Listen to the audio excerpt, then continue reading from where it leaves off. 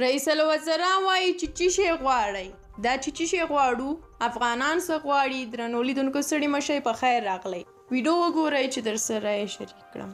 د جنگي مخالفینو ډلو غوښتنې خو نه پوهېږم چې څه شی غواړي خو دې اوس اکثریت ولس مهمې غوښتنې دا دي چې غوږ شه چې موږ څه غواړو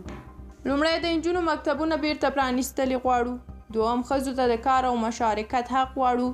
دریم د افغانستان ملي بیرغ بیرته په خپل ځای غواړو د اساسي قانون برحاله کول غواړو د افغانستان ملي شتمنیو پټ خرڅلاو په نیمه په بیه خرڅلاو او چور بندول غواړو پنځم افغانستان کې ولسواکي حاکم کېدل غواړو افغانستان کې د پلید ګاونډي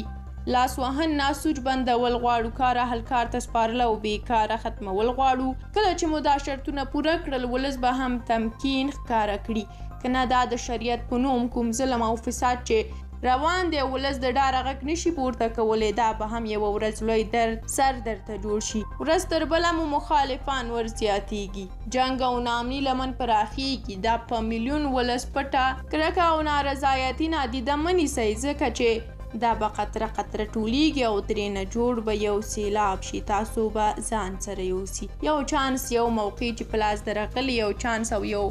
ازمایش ده بې مغروره کیږئ ما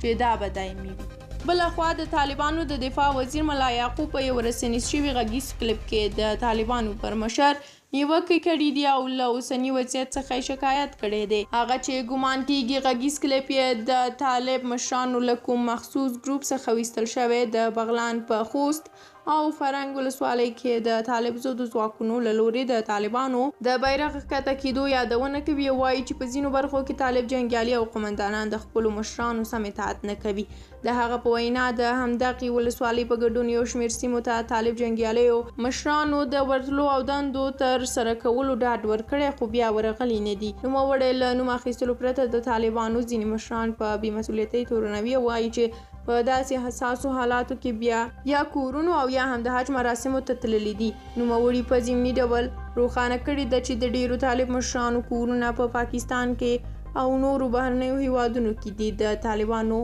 ویاندویانو د یاد شوي غږیز کلیپ په اړه څه نه دي ویلي درنو لیدونکو له تاسو مننه کوم چې ویډیو مو تر پایه ولیدله د لا ډېرو ویډیوګانو لپاره حتما چینل سبسکرایب کړئ تر بیا ښه وخت